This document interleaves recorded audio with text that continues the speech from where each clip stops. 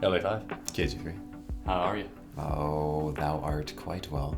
Quite well. In fact, you might say that I'm plasmic. Plasma? Okay. Why plastic? Well, I've been standing where the lightning strikes, knowing it doesn't happen twice, because this is my once in a lifetime. But now I have to joke and say, but there have been people who have been struck 3 times in a row. Yeah, Yes. it's true. In fact, the girl that I'm seeing right now, who I do believe is literally my wife, she had her grandma struck by lightning, and that's how her grandma died. But you know what? It's kind of great in a sense. There's because nothing funny about that. I don't know why I'm laughing. Well, I mean, honestly, if I was to go, it was my time, I would like to be struck by lightning because you know what? It's painless. It's like being raptured. Instantly. You're gone. Your brain cannot process any pain. It's already overloaded. All the circuitry is like, I'm out. Spirit says, eject. Okay, now I'm actually living. I'm out of this simulation-like reality. Now I'm back in base reality and I'm just hanging out with Jesus and everything is beautiful. I mean, hey, if that's how I go out, I consider myself blessed. There are worse ways to go, that is for sure. Yeah. Yes. Now, you have actually just come back from a trip as well. That's a fact. Yes. Tell me a little bit about your experience down in Mexico.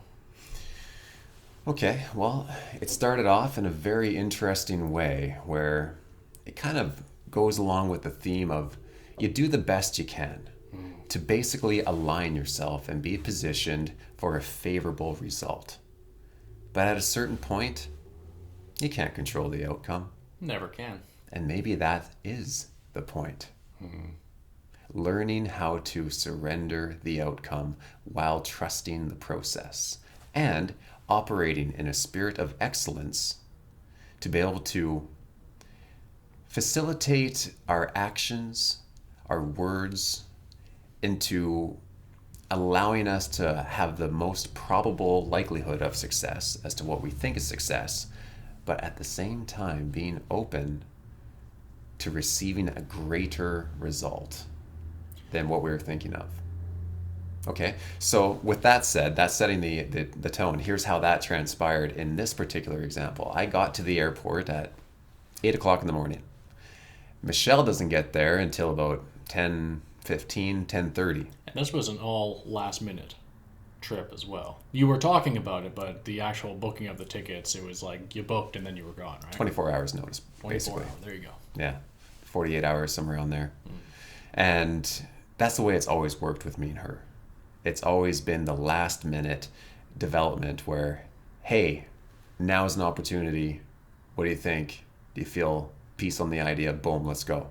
Done. And that is also layered with the idea that it looks like it's not going to happen. Every vacation that we've taken, it looks like circumstances show, it's not actually going to work out. Oh, okay. No problem. I have this and this and this. That looks like it's now my probable future. Let go of that idea. Embrace this new one. Just to have the old idea come right back in a whole new way and allow for an instantaneous development of go time. So, neat to see how that works and the idea of letting go. And the moment you let go, that's when it comes ferociously back into your life in an exuberant kind of a way. So in this scenario, now we're in Cancun. I'm in the overnight flight, and I set myself up to be in the way of the entire funnel of crowds that comes through the airport so that she cannot miss me and I cannot miss her. I'm positioning myself as to where I think is the most advantageous spot to allow success of meeting up. Did you make sure to give her one of these when it's just that tunnel of vision? You know, that would have been nice. Right? It's just there you are down the tunnel. Get like one of these. There it is. Pull down the glasses. Smolder. You ready? Smolder. You ready for some Cancun? Yeah, it's not what happened though. No. Not even close. In the movies, perhaps. Nice moment though. I like it. I mean, clearly you're a producer, obviously. But in this scenario, I'm on the floor. There's not a lot of people. I find like a great spot to like do some push-ups, some stretches, listen to some music. I'm jamming out. I'm just kind of like dancing. You see, you can't even write that for a movie, and that is what you're doing. That's what I was doing. Push-ups in the airport, and there's a security guy going, what's he getting ready for? Yeah, I'm wearing my flight jacket. I got my army boots on. I want to quickly tell you an airport joke now. Might as well. Well, I'm actually not allowed in airports anymore because I was going on a trip with my buddy. I'm standing there waiting. He's late, and I hear a scream. Hi, Ryan. I look over. Hi, Jack.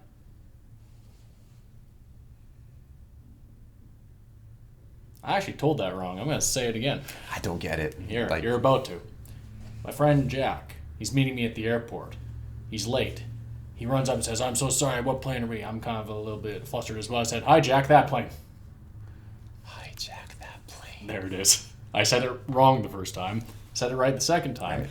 Takes away from the joke when you have to explain it. Sure. But it's still fun. I like it. I love puns. Yeah. Yeah. So, push-ups in the airport. Your friend is not Jack. It's your lady friend. But I was getting jacked. Oh, getting jacked. Yeah. See how it comes back together? It always does. It does. It's beautiful. Flying away.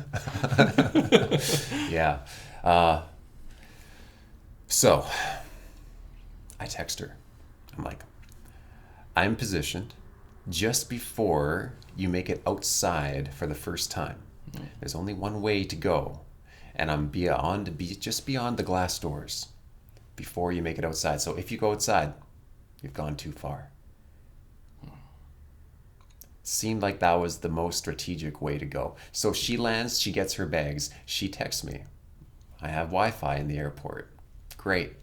So I'm thinking within 5 minutes, she's going to be here. And I'm looking for her. I'm making sure that I do not miss her. I am completely locked on, and I'm targeting every single head to see what that person looks like, to identify her. 20 minutes goes by. I'm like, I should have seen her by now. How did I miss her? This is bizarre. So I video call her. And when she answers, she's outside. And it looks like she's at the bus stop where there's just like this overhang kind of a thing of a shelter. And I'm like, wow, where are you? And it's kind of choppy with reception because it's like weird Wi-Fi. And I got her to send me some pictures, and I sent her some pictures as to where I am. She was able to talk to an employee at the airport and identify that I'm at Terminal 4 and she's at Terminal 3. I talk with an employee there and I say, how do I get to Terminal 3? And they say, there's a free shuttle that leaves every hour, but it's a half-hour shuttle ride just to get to Terminal 3. Might have even been 40 minutes. I'm like, wow, that's crazy. And so I wait for a little bit. I'm like, is there a place that you can go to that you can wait and that has a name to it so I can come find you? She's like, yes, Margaritaville. Great. Nice. Yeah, so she's hanging out at Margaritaville, and now it's mission time. So I go out and when I'm told that the shuttle's arrived, and I get intercepted by somebody, a taxi driver. Senor, what do you need? I help you. I'm like, okay, well, here's the situation. I need to get to Terminal 3. I need to get to Margaritaville. Where's Margaritaville? And he's like, oh, yes. No, long ways away. Long ways. You cannot walk. I'm like, oh, okay. Because I was willing to walk. I'm like thinking it's an airport. But it's a 40-minute walk, give or take 5 minutes. Because it's just the way that it's laid out. Very bizarre. And so he's like, come with me. I talk. I find connection for you. And he talks to this guy. And they're talking in Spanish at this point, and I'm not really sure what they're talking about, but they arrive to a solution. And he says, okay, he's going to take you to Terminal 3, and then you talk to boss, and we can, where's your final destination? I'm like, well, I'm going down to Carmen del Playa, which is about a 50-minute taxi cab ride away. And he's like, okay, we take you right to your hotel, and we look at 2,300 pesos. I'm like, okay, yeah, that's, I was hoping for an Uber, which was half that price. But he says, no, Uber is not welcome here. It's not in the jurisdiction. And in fact, there's actually... The fact that you have mentioned it. Yes, and there's policemen with rifles. And they guard, and they won't let Uber in. I'm like, oh, wow, okay. That's intense. It is. But you know what? I don't care. Money is just money at this point. With what I've experienced in the last 14 months... it means nothing. It's a means to an end. And if paying double is going to accomplish this mission where I'm able to retrieve Michelle And we were able to then connect and make it down to Carmen del Playa, to Ocean Zen Suites. That's what I'm going to do. There is no money that will stop you from saving her from Margaritaville. Yeah, love is way more important. Love is at stake here. Like, we got to meet up. Otherwise, the vacation, it's that flight risk. Margaritaville, love is on the line. Well, exactly. So we get in the cab. He's going so fast. It's like he's on a James Bond mission. He's passing cars left and right. He's going through all these crazy, like, spaghetti-like systems of roads. It's a crazy layout, the way they have it at the airport there. It's not just direct like we have like that horsesue here in Vancouver. Simple. Yeah, it's just spaghetti is the way to describe it. And so 10 minutes later, a 10-minute taxi ride, going faster than usual to get to Terminal 3. I get to the security gate. They won't let me in. There's a lady there. She's like, "Senor, no pass." I'm like, "Oh, I have a friend over at Margaritaville. I just need to get her attention. I don't have phone access here." She's like, "No, you no pass." I'm like, "Okay." She's like, "Go inside and you have to get to Wi-Fi." I'm like, "Okay, yes, good call." I go inside. I get Wi-Fi. I show Michelle the pictures of where I am and where the gate is that she can walk out. Meanwhile, I have a taxi parked right over just like a 1-minute ride away, but they can't stay there because they have temporary holding, just like you can't stay at the airport for pickup kind of a thing. Fair. And so now it's a bit of like an urgency of this cab is running out of time. Michelle needs to get here at a certain time. I can't communicate with her, but you just kind of surrender the outcome. It's going to work out if it's going to work out. We're just doing the best we can on the fly. Yeah. She makes it over. She passes the gate. We meet up for the first time. We get into the cab. I pay on my card. Fantastic. Now we have our private shuttle ride all the way to the hotel. And it all just came together in a very unexpected way, moment to moment to moment.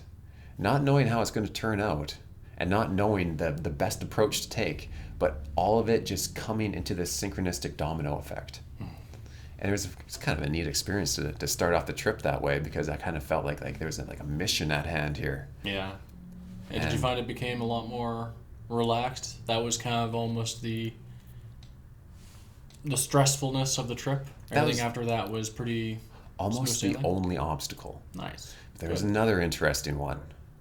And there's been a pattern with the trips that I take with Michelle, where somehow, some way, she has a challenge handed to her that challenges her mentality, which actually I find very fascinating because it shows her resilience.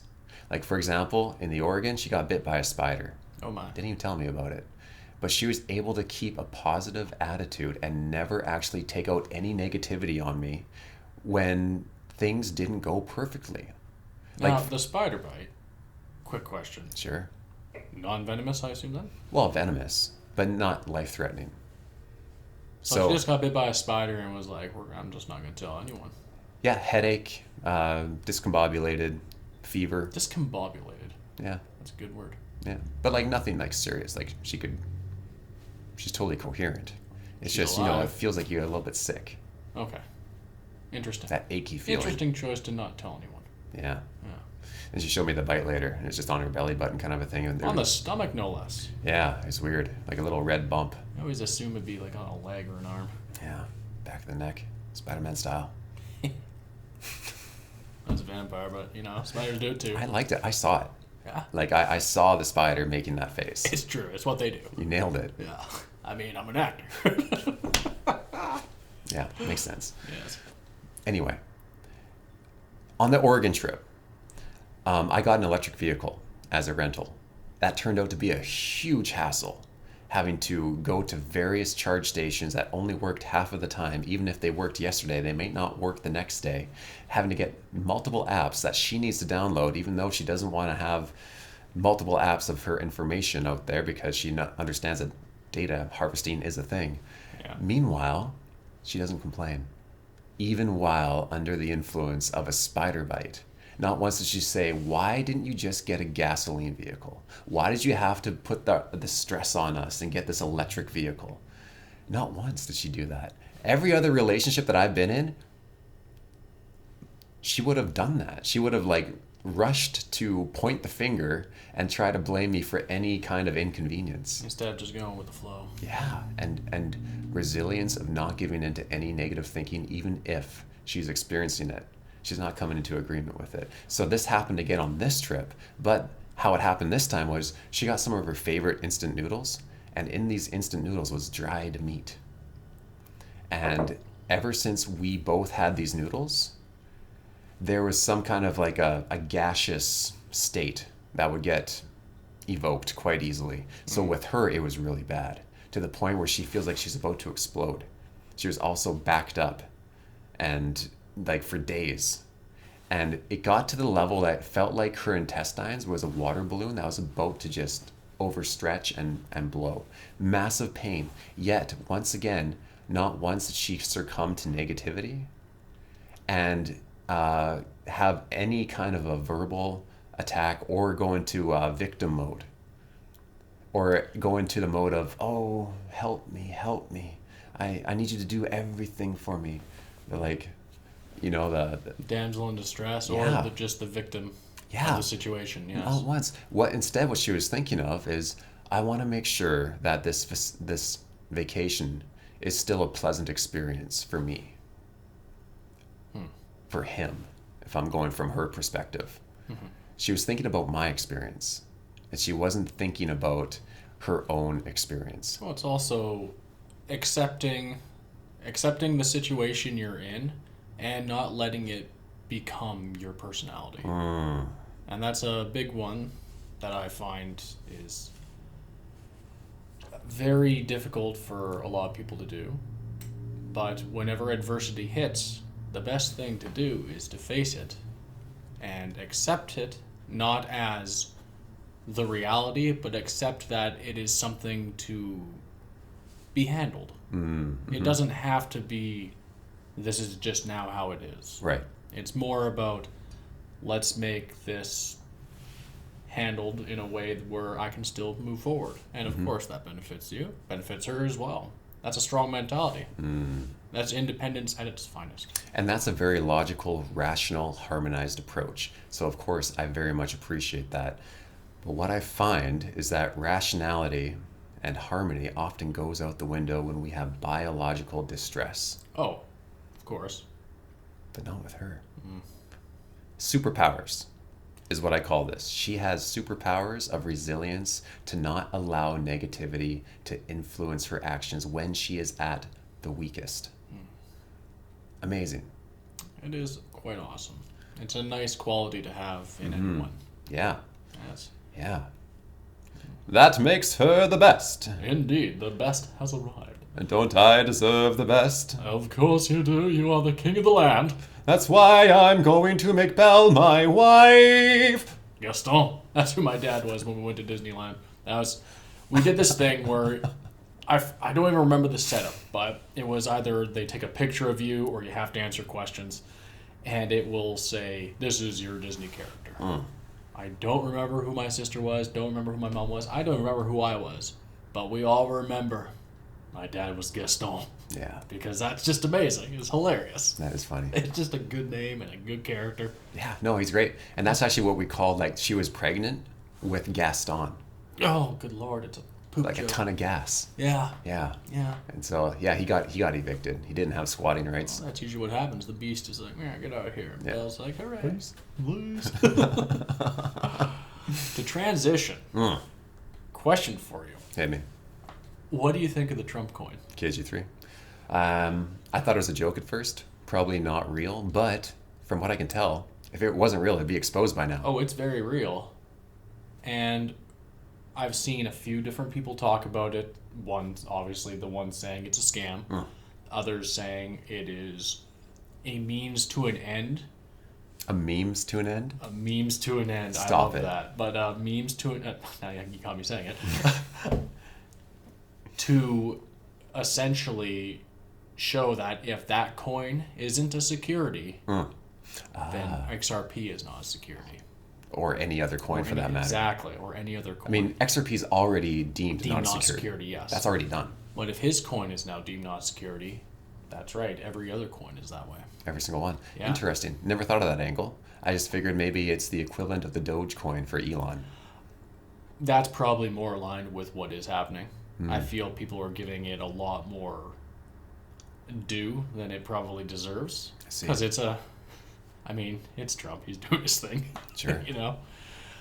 When it comes to everything else, because last time we talked, XRP's gone up another $1 since last we talked. I think it's gone back down right now, but still it's consolidating. It's finding its footing. It's finding its base. But the fact that the last time I looked, it was over $3 American still. It's where is it going to go from here?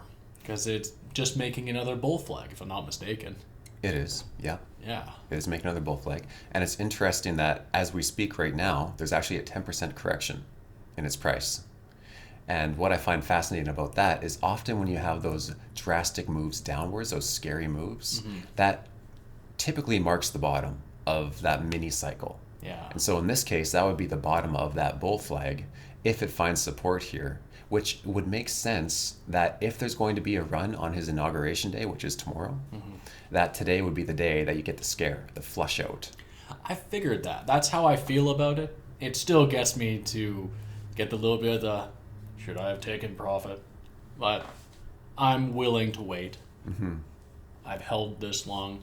I said I wasn't going to sell. I know when I want to sell. I can still wait.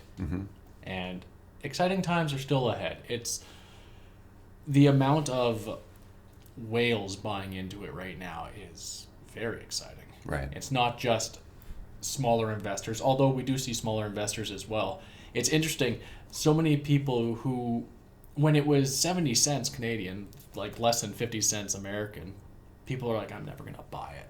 Never going to buy XRP. And now that it's over $3 American, everyone's scrambling going, oh, did I miss it? Should I have bought? Should I buy now? It's one where we've been talking about this for years and years. So to finally see it start to take off and move in the direction that we have been talking about, it's awesome. Yeah. It's really cool to see. Yeah. And all the things that we're seeing, whether it's Garlinghouse taking pictures with Trump, or just the endless amount of banks and corporations coming out saying we are now aligned with Ripple and we want to use XRP. Like, where will it go from here? And I do believe that 95% of the hiring in the last 6 months have been in the States on Ripple's behalf, which has not been the case in the last 4 years. Well, it couldn't have been. That's right. So now there's a shift. There is a change in the tide, and it is time to see how high and how far and how wide this particular cycle can go. Yes. And with Trump launching that particular coin, it does make a statement. It shows that he's not in it just for Bitcoin, because he's actually involved now in his own meme coin. Plus, he's been gifted $5 million worth of XRP. That's right. Specifically. Yeah. So there's a vested interest there, and this is a rumor, unconfirmed information, but apparently in the dinner that Brad had with Trump last week, it was discussed XRP being a reserve currency. Yes, I heard Solana as well. Interesting. Yeah, because they're both American companies. I think that's more. I think a lot of people want to put Solana in with XRP, two very different coins. Because Solana is more. Correct me if I'm wrong. Is it essentially a stable coin for meme coins, or a holding coin for meme coins? I don't know. I'm pretty sure it's a layer 2 technology based off of the Ethereum blockchain. Yeah, so it's still attached to Ethereum. It is, and it is plugged in for payments in the banking system to some degree, but I don't know how interconnected it truly is. Right. I know it's supposed to be fast, but I know it's not that robust when it comes to security. It has been hacked already, and it's already pretty new. It's gone down numerous times. Yes. I've had issues with using transfers on the Solana network. Whether it's Solana's fault, I don't know. But I've never had issues with XRP transfers. Well, and Solana is the big one that went down a couple of years back, 2022, I believe, for Sam Bankman-Fried. Yeah. Yeah, he was doing a lot of scamming through the Solana network or Yes. with the Ripple network. It's been so much of the up and up, and they are a respected company. Right. It's a difference between a company and a group of people. Yeah. Well, I mean, if you probably compare Solana to XRP, it's comparing salami to a tenderloin steak. That's a good example. I would Yeah, say it's so. just it's a different quality, because building onto a layer 2 blockchain where you still have Ethereum underneath, it's prone to having more bottlenecks when it comes to gas fees and whatnot. Yeah. So there could be issues not just on the security and the robustness of that, but also like overall scalability once it gets to a certain level. And this is actually something that brings me back to the Flare network, because I've been diving a little bit deeper as to what Flare is really solving and what they have tackled and solved that nobody else has been able to is the Oracle problem. The Oracle problem. Explain. The Oracle problem. This is basically, how can the blockchain be fed information that is meant to be used for self-executing contracts, automated contracts, but have that information fully trusted and decentralized so it cannot be colluded with and controlled?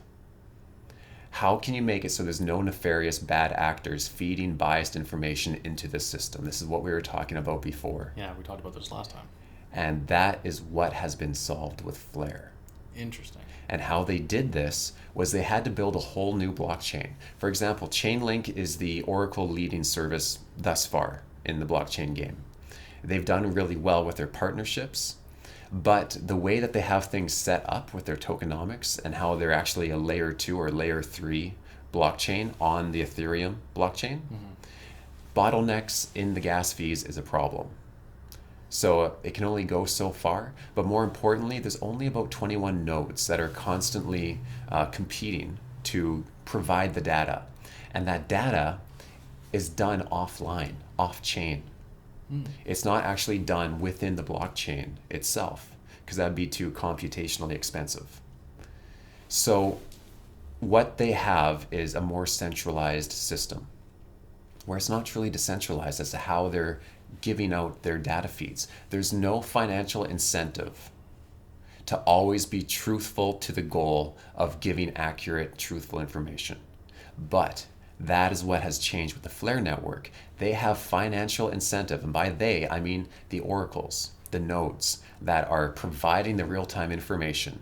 They are financially incentivized to provide accurate, unbiased information, thus bringing security to the network. And they have over 80 nodes that are actually doing this and constantly keeping each other in check. And it is so robust that even if there was 70% of the nodes that were somehow taking control over from a group of people that wanted to collude and push their own narrative, they would still be kept in check by the other 30%, and they would get caught, at which point there's a fork in the network that takes place that quarantines that bad information so it can no longer be used, but still copies all the good information and forks that into the new path moving forward, dealing with the corruption instantly and moving forward without any interruptions. It simply is flawless and seamless and at preserving the function of the network while always keeping bad actors in check. So that's how they have solved the Oracle problem, by incentivizing doing the right thing. And that's providing accurate, unbiased data. Well, that is good to know. And here's the fun part. Oh, that wasn't the fun part. No, that was the lead up. Oh boy. We are walking and already in a world right now where decentralized, trusted, vetted data is going to be the most valuable resource, because we are now in the information age. Absolutely. We're walking into big data like systems with AI. So we're going to have self-executing contracts. We're going to have self-managing AI protocols. And both of those things are only as good as the information they are being fed. Yeah. So it is absolutely integral that if we have a world that is built on self-executing contracts and AI that's running everything, it has to be done with organic, beautiful food that brings nutrition to the body. And this body and the nutrition is good, unbiased data, truthful data. If it's fed the truth, it will be able to harmonize the systems and serve the way it's supposed to serve. It'll bring value to the people. So the value that is being incentivized here is the key. That's how they secure their system. And here's the other difference. With Chainlink, there's maybe 8% of the link tokens are staked for the purpose of securing the network, where if someone does something bad, they lose their staked coins. But it's only 8%. And it could be possible in a scenario, but let's say a person has $1 million worth of Chainlink staked as an oracle. If they have the ability to actually make $100 million by giving bad information, they will sacrifice their staked $1 million to do the bad information trade of the 100 million. And so that's how you incentivize you discourage bad actors through. Okay, that's a good way of discouraging. And with Flare Network, they've addressed that issue so that that's not a thing. The financial incentive is actually to do the truthful, good thing. If you keep on doing that, you keep on getting rewarded. Yes. And it's going to be the most important resource moving forward. Decentralized, truthful data. Well, we can only hope that that's what it stays. Yeah. It's very interesting. Yeah. I wish I didn't lose my Flare tokens. I need to re-sign up on that. Absolutely. Yes. I'll be actually rotating out of XRP to buy more Flare. Oh. Because where XRP has gone up 550% in the last month or so, Flare's only done 70. So it's a laggard within the cycle, which means XRP is probably going to pop up first. Then I can cycle that in. And Flare will move after. Yeah. But also not just that. KG3. Here's where it gets even more exciting. Oh my. The Flare network is revolutionary in their F assets system. Sorry, they're what? F assets, Flare assets, where they're starting with XRP. We can take our XRP, bring it onto the Flare network, and wrap it as an FXRP. I remember you telling me this before we went over it. Describe what wrapping is. Wrapping is basically transforming our XRP into the Flare version of it, which gives it superpowers. So it's creating a new token. It's creating a completely new token. And what is the benefit of making an XRP token a wrapped Flare? You generate 5% yield on your XRP instantly just by having it on the network. I see. And that XRP is now able to be used for smart contract functions, whereas that wasn't possible before. Is this where you're leasing out your XRP essentially? As one possibility. Okay. But there could be so many different applications that have different products and services, but you need a token to actually facilitate all of the different transactions. And you can't do that with Bitcoin. You can't do it with Doge. You can't do it with XRP. But on the Flare network, it gives them those abilities.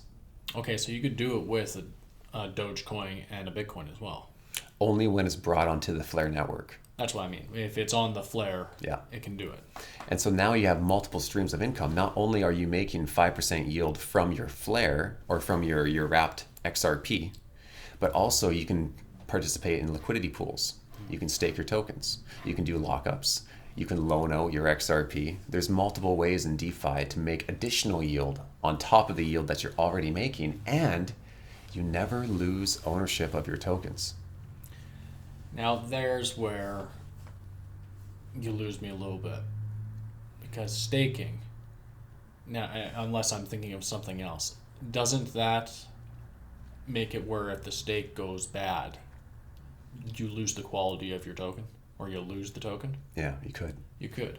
Like for example on BitTrue. Okay.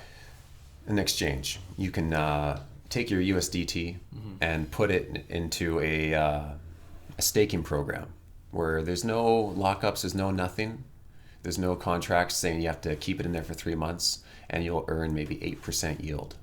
However, I'm trusting BitTrue to do the right thing in that moment because I don't own those tokens anymore. They're staked. Yeah. So they have possession of them, and I'm just trusting that they'll give them back when I say I want them back. Whereas with Flare, You always own the asset. and it's always returned. Yeah. Unless you're participating in a different loaning out program or whatever it is. But if it's just simply having your FXRP on the network and it's just in your wallet, it's generating 5%. Okay. And that's never been done before. Now, am I wrong in thinking this is similar to when we used to be able to be on the Nexo wallet and we received interest through that? Yes. However, Nexo technically owned the tokens at that point. Was that never a wallet for us? Well, yeah, the moment that we bring it onto their system, Yeah. they have custodial privileges to do what they want with it. That's Interesting. why they're able to offer yield, Okay. because they make money from our money. Right. So moving off of that network when we did was beneficial because down the line they could have done something nefarious. Maybe I'm not. not saying they would have, but Yeah. okay. It's just like trusting a bank with your money. Same thing. I suppose so, yeah. They lend out the money as well, Yes, fractional they do. reserve lending, That's right. and then you just trust that when you want to withdraw your cash, you'll be able to. Okay. Yeah, And so usually you similar can. concept. Sometimes there's issues. Anything more than Depends on $5,000. how much- Exactly. Which is silly. Yeah. But I mean, this is why we're moving into a decentralized framework that takes care of this, where, there's no surprises. Everything is governed through smart contracts, so there's no surprises. The terms are clear, and everything removes the ability to have a nefarious actor do something that's unexpected.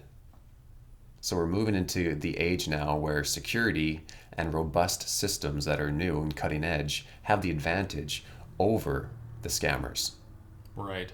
How long that window lasts, I don't know, but we're walking into that window now where we have the edge. Right. Because it's built very much. It's almost as if the age of the meme coin age has been the age of scamming through crypto. Yeah, makes It's sense. been many rug pulls. It's almost a necessary hurdle that needed to happen so they could build this beside it because they're watching how the scammers are winning so they can counteract it on this new system they're building. Would that, you think, kind of lines up? Yeah. So they needed they almost need the pyramid scheme so that they know how to not make that happen. But with proper regulation, proper terms and conditions, proper data feeds for real-time information, all of those things can be addressed where you take the human factor out of it Yeah. and you're able to have a trustless system because it governs itself. It balances itself. It balances itself. It becomes harmonized. Yes. And how long that lasts, I don't know, because it's always a stepping ladder when it comes to security and then the scammers. Right. But, together we rise. Yeah. So, I mean, they're doing the service of showing the weak parts so that the people that can build the security can build it that much better next time. And when you put it that way, it sounds very beneficial. Well, I mean, the people literally get hired to rob a bank to show where the security fails. Interesting. Nah. That's a thing. I mean, I watch it in movies. I'm pretty sure it's a thing. I mean, maybe. Yeah. That would be an interesting one. I've never heard that before, but what if that is something that is the case?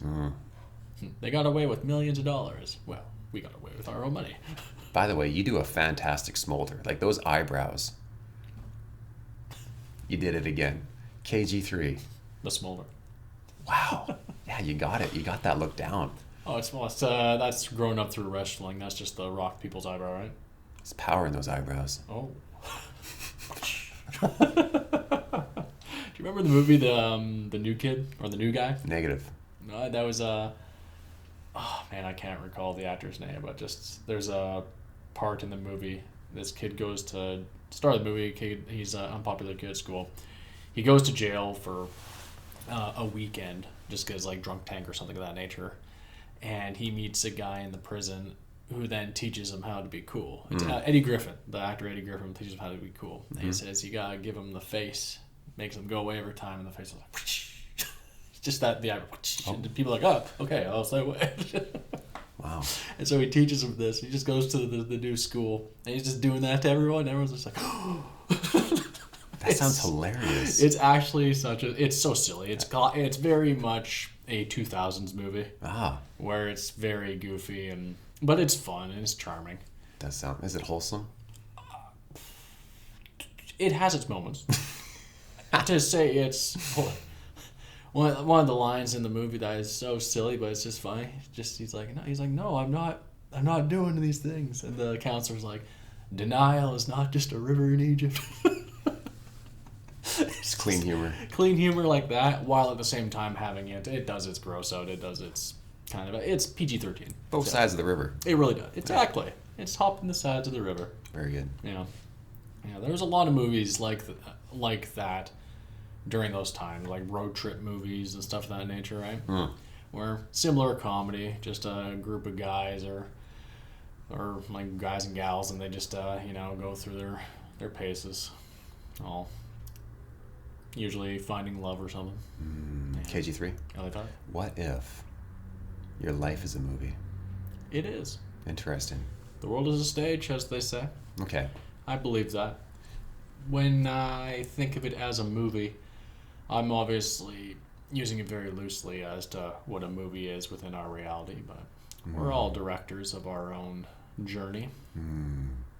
We haven't necessarily written the script. That's where God comes in. The script is already written. He's producing it. He has given us this world and everything to play in. And we're the actors. We're performing. It's the giant show. That's where, when I meet my maker, I want him to say, that was a good one. That was a fun one. That was a good one. Yeah. It is neat. I mean, especially when I look at all the little synchronicities and the way that things come together in a very particular way to serve me receiving the best outcome that I could have, and even better than what I originally thought. It tells me that there's so much more that is layered, that is already predisposed into expressing itself, but like a song, there's a timing to it all. Yeah. And there's harmonics to it all. And I'm just kind of being guided through desires in my heart and values in my mind as to what I think is the best thing to do and how to express myself. But at the same time, I'm very aware that I don't really have a choice. And let me illustrate this. When I was on my airplane ride, on my ride back, I was on seat 31C. And my ride there, I got a window seat. I love the window seat. I just like crank my neck the entire time, listening to music, jamming, and like dancing in my seat. Got some good views out the window. I love doing it. It's just fun. I'm a pilot. I like to see the clouds. I like to see the ground. I like to see just in-flight visuals. So there was a guy beside me. It was a full flight. Every seat was supposed to be booked. I had two people beside me. I'm in the aisle seat, and there's this other guy right over here with two empty seats. And, everyone starts sitting down. Everyone's packed up. I'm like, wow, no one's sitting over there. This guy's listening to headphones. And I had a desire to ask him, are you planning to occupy that seat? And that desire was pretty strong because I want to be in that seat. And there's only one thing that would stop me from seeing if I can go into that seat, and that would be fear of interacting with him, fear of rejection, fear of some kind of a social insecurity. It would be the only thing. But the amount of desire that I have to get into that seat versus the very almost no limit or almost no resistance to asking him, hey, do you have any plans on sliding over later? It turns out he's like, oh yeah, you want some more room? I can totally do that. I'm like, well, no, actually, I was really hoping to actually take the window seat. I just got my wings. I'm a fresh pilot. I just got my private license, and I just love looking out the window. He's like, oh really? That's great. I'm a pilot too. No way. And he's got like 14,000 hours, and he actually comes to my airport in Prince George every second day. What a small world. To the West Hangar. His name is Captain Tom. That is incorrect. Major Tom. Yes. And so, like, did I really have a choice in that instance? I had a desire to get that window seat. I saw the opportunity. It was in my awareness. And there wasn't enough resistance to stop me from asking him. So what wins out in that situation every single time? Me asking him. And that is it right there. If you open up in any situation, if you feel a desire for something coming through you, just ask. The worst, no is worse than not expressing a desire for something that you not necessarily need but want. Right. To be told no, all right, well, you know what? Then I'm still in the same place that I would have been if I didn't ask. But if you just sit there and don't ask, you now have two things happening. One, you'll start to make a fake reality in your head of why you wouldn't get it anyway, and you start to accept that fake reality as if it was real. Instead of just having reality play out for you outside of your head. I think that's the big one right there that I would say to take away. Kablamo. Have reality be outside you. Interact with reality outside you, not inside your head. And whatever's inside your head, bring it out. Obviously, there are things that you don't bring out, but you know what I'm saying. We're talking about the situation you have described. What thoughts are we coming into agreement with? And what is the driving force behind that thought? There, right there is the good question. What is the driving force? If the driving force brings no harm to anyone, it should always be expressed. If your desiring force will bring harm, and I don't mean, oh, you hurt someone's feelings because you think different. I mean, like, if you're actually intending to harm someone with words or through action, that is where it's, no, don't express it. Sure.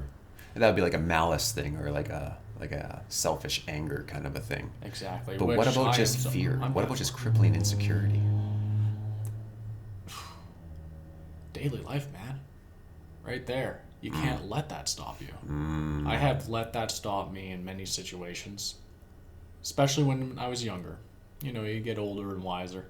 When I was younger, the amount of times that all I had to do was ask, express myself, express my desire. And again, yes or no, those are your two options. Get the option told to you from the outside world. It doesn't even have to be from people. It could be from, oh, I want to go up that mountain. Well, I actually have to go up it. I actually go, like, make the journey. Well, now you're thinking about it instead of just doing it. If you start to go up and it starts to hail and rain and you're not prepared, okay, I guess it's not made for me today. You go back down, but you know what? You still got to go to a certain part of it, and maybe even as you're going up, you're like, this isn't for me anyway. Or you go up to a point where you're like, I want to do this again. It's the same ordeal, whether it's through people or through situation. Take the leap. Don't think, just do. Don't think, just do. Tom Cruise. Yes, the world will think for you in the presence of trying to achieve something. Captain Tom. Captain Tom. Yeah. Captain Tom, man. Did it again. What a good guy.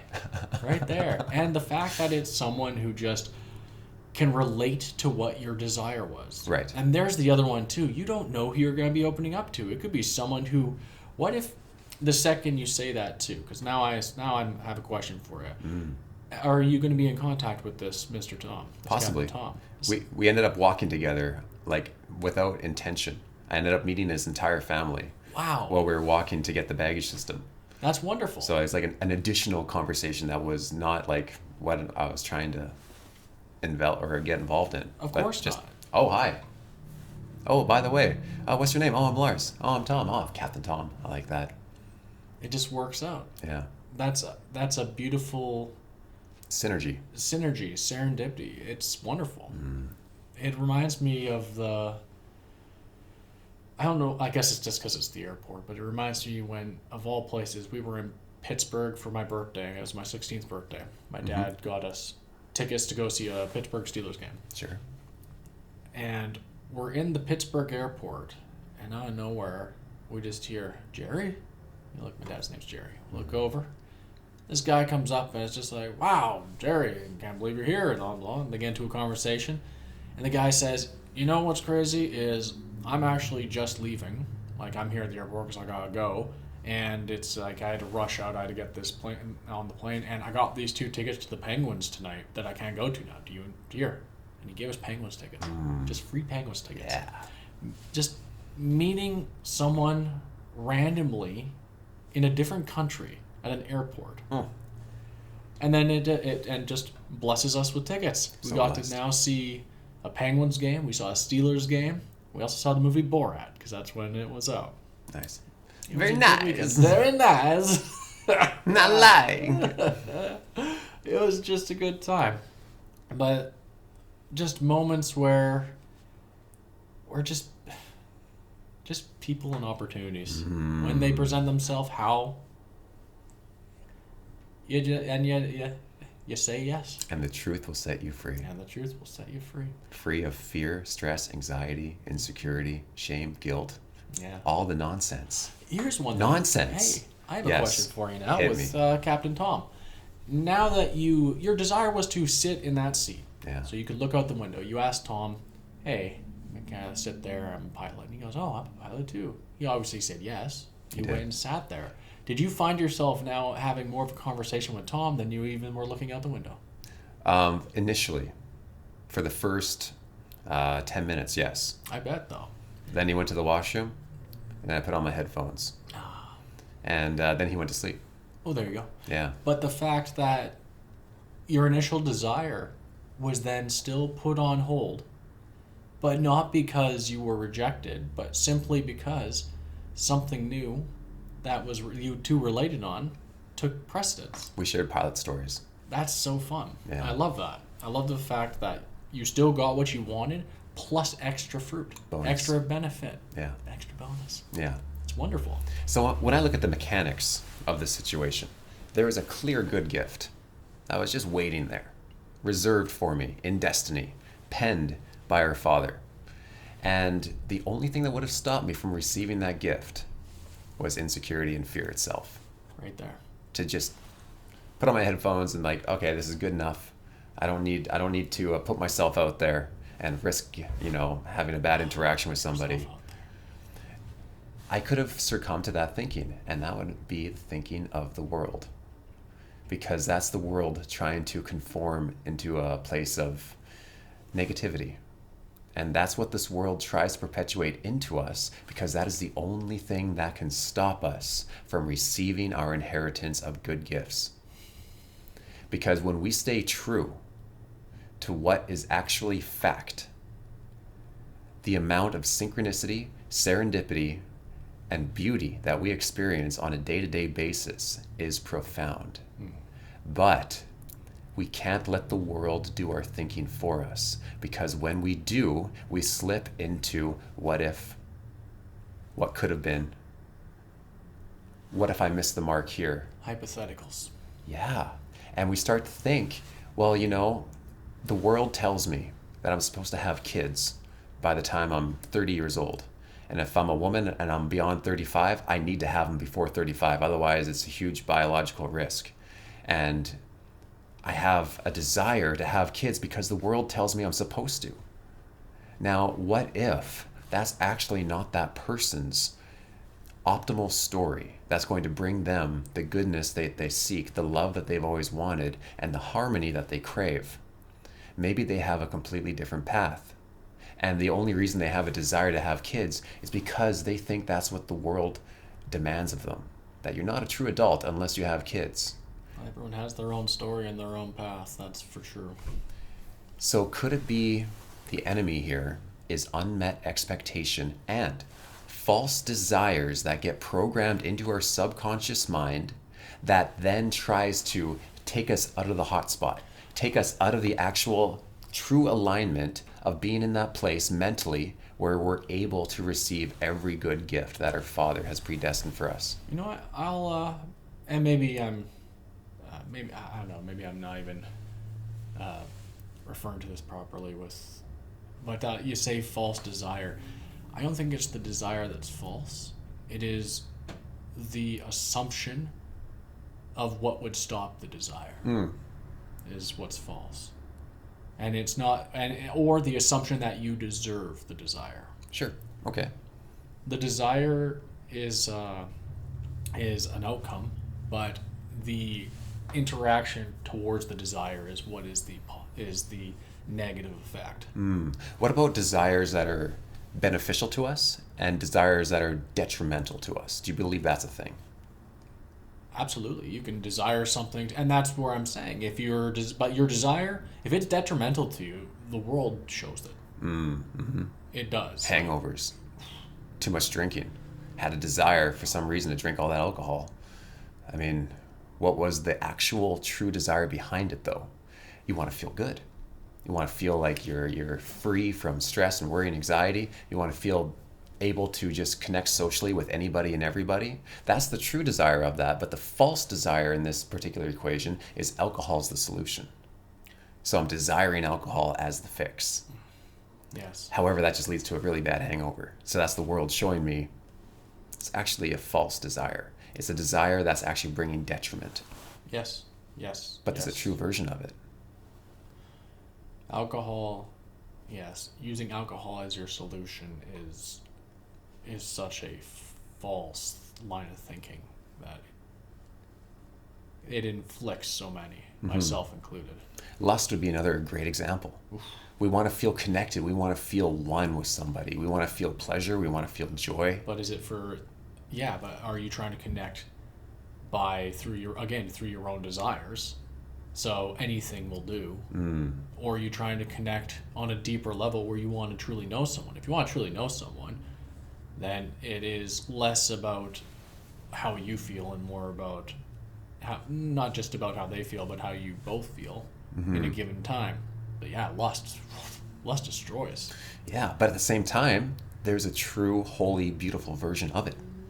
Sex in the marriage-like monogamy and the commitment and the desire to actually be one with one another, to be one body, to share that intimacy of connectedness and closeness and joy and love and that trueness of really melding your souls together. That is an actual thing that actually brings even more pleasure. Well, that's passion. I believe that's passion because it goes even beyond just the sexual relationship. It goes even to the conversation you have. It goes into the meals you share, the walks you take. Like you can lust after the outcomes of everything I just mentioned. Ooh.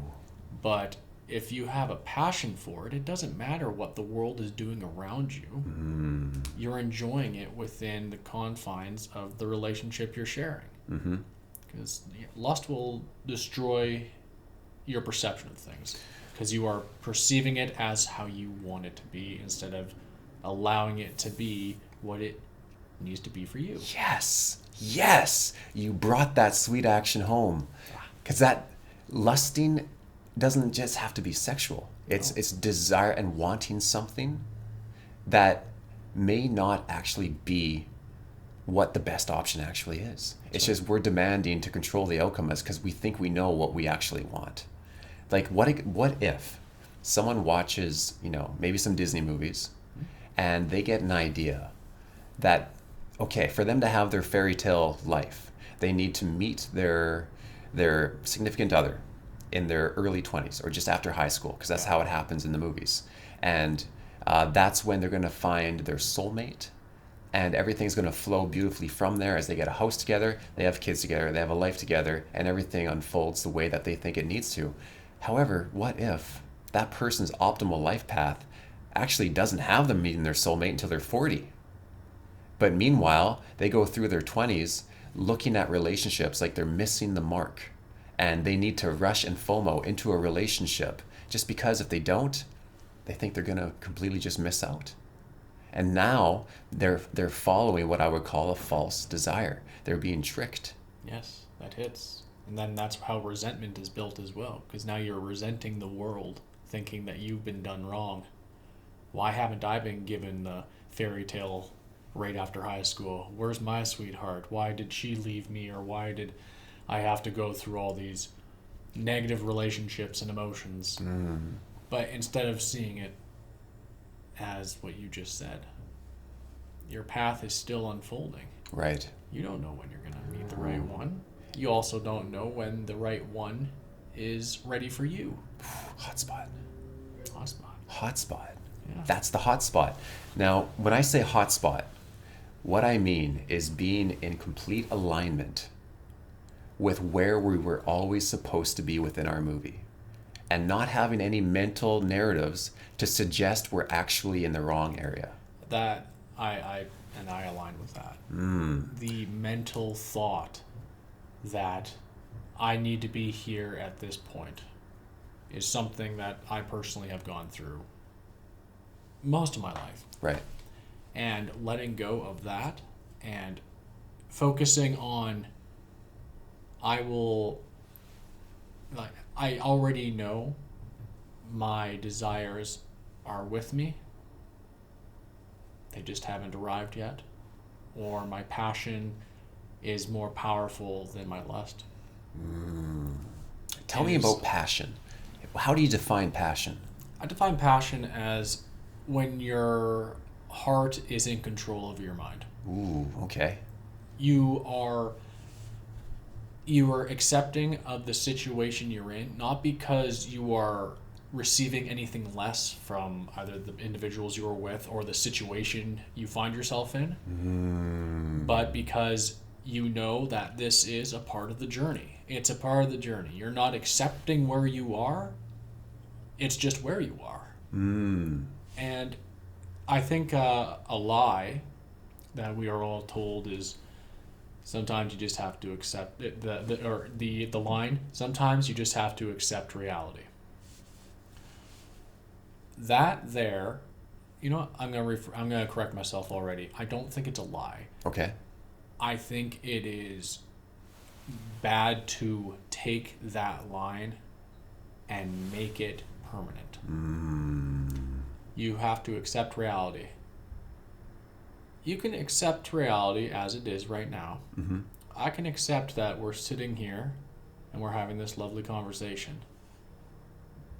But it doesn't mean that I have to think it's going to go negative the longer we talk. It doesn't even mean it has to go positive the longer we talk. And we don't even have to keep talking. We could say, you know what? Here we are. Podcast done. We're over. Wow. You don't accept, it's like accept reality as it is. Enjoy reality as it is. There's the difference. Yes. Okay, so with you saying accepting things as they are, that's assuming that things are never going to change. Yes. It's saying this is it. There's nothing better in my future. There's no hope. When really, if we look at scripture, very specifically Jeremiah 29:11, I know the future I have for you, says our Father. A future glistening with hope. A future of prosperity and goodness. And he's going to guide us there. Yes. But you know what's interesting about that? The only thing that distracts us from being guided there is listening to the other voice. Yes. The other voice that says you need to be scared. You should be ashamed. You need to take what's yours. You need to control the outcome. You can't trust anything or anybody. You need to look out for yourself, and you need to make sure that you achieve the outcome. It's that opposite, because in that mind state, no longer is the person receptive. They're not receptive to everything that's being offered to them. They are now in a very aggressive stance that says, I need to demand what is mine, and I know what I need. But we don't. We only think we might. I've had it shown to me so many times now that what I was thinking was the best outcome was by far an inferior outcome. And since I'm led to the place now where I'm able to simply just be adaptable, and I can trust his leadership in any given situation, knowing his character and what he wants for me. And if I can just trust him unconditionally, knowing that there's something greater, no matter what I'm going through in that moment, I know that it's actually perfect in the sense that I need to experience this, take it in for some reason, because it's going to adjust something on the inside that makes me now receptive to something so much greater than I was thinking before. And when I do that, I get into the hot spot. I get into that line, that track of truth where I'm calm. I have a coherence. I'm single-minded. I have love for all people. And I have a faith that where I am is always where I was supposed to be. And I'm living out my scenes, scene by scene, to perfection as he leads me through the motions. And it's the state of the heart, the state of mind that becomes the indicator, the feedback system, that I am exactly where I'm meant to be. And that's where you said something about the idea of being able to fully engage and want what is in our moment, knowing that it's leading to something even greater.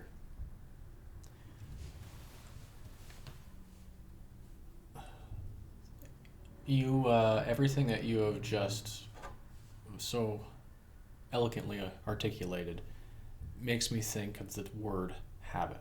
Oh. Within the reality that we're supposed to accept, but when we shouldn't just accept it, we should enjoy it. If you aren't enjoying it, well, then you have chosen the wrong habit. Habit is what needs to change. More than, you don't need to change, like we are at our essence always us. But what we choose to do when interacting with reality, the more we do something, the more it becomes habit. Right. And when something becomes habitual, well, it better be healthy. Because if it's not, it is a detriment to you. But it's not a permanence. But the more you do it, the harder it is to change that habit. But once you accept it as, it's not who you are, it's a habit you have tattooed on yourself. Well, you can remove that tattoo. Changes. It's not permanent. Right. Thinking. Yes. Different habitual thoughts will bring a different expression. That's right. And it takes time. You can change your habit for a week and you'll feel great. But because you did that other habit for months and months and if not years, it's easy to say, hey, I've done great for 5 days. I can have that drink again. It's not how it works. Right. Once you change the habit, and you also know that you feel better within this new alignment of thinking. Right. You don't need to go back to the old alignment of thinking.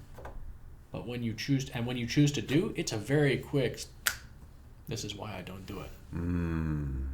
But that habit is ever creeping up on you. And that's where I know loving Jesus and having him there beside you at all times helps you propel into habitualness that is of your benefit. Pow. Pa-pow. Papa. Pow. Pa-pow. Okay, so for the person who has habitual thoughts of FOMO, that they're missing out in life. It's a thought pattern. When they catch themselves thinking a pattern that tells them, I'm 40 years old, I'm supposed to have kids right now. I'm a failure. I can't believe this. How have I not had kids yet? That can be caught through a moment of awareness of, there it is. Deceitful thought patterns that are not true. They can turn that around. In psychology, they call it reframing. They can reframe that moment and say, I know for a fact that I'm a child of God. And I know that there's promises that say, as I seek him and as I trust him with my life, and I simply just look to embody his spirit, everything will be given to me in every single moment, in every single way, whatever it is I need, including my hopes and dreams. So I'm exactly where I need to be. I haven't missed out on a single beat. He's always having me exactly where he needs me to be so that I can be shaped the way I need to be shaped so I can then receive everything that he wants me to receive, which is every good and perfect gift, which is beyond our thinking. It's beyond what we think we want. He knows us better than we know ourselves. He put those true desires in our heart to be a guiding force that leads us into everything that he has for us. So when we do that and we become habitual in that thinking, that's when we become free in the heart. And that is when true freedom reigns. And freedom is truly glorious. Truly glorious. When you have freedom, glorious proceedings await. KG3. LA5. You did it again. I think this was a good one. My man. Yeah, always a pleasure and an honor. Truly. Right back at you. Cheers, buddy. Cheers. Pow. Get down. I don't know what my noises are. Yours are so much better. Well, I practice it every single day.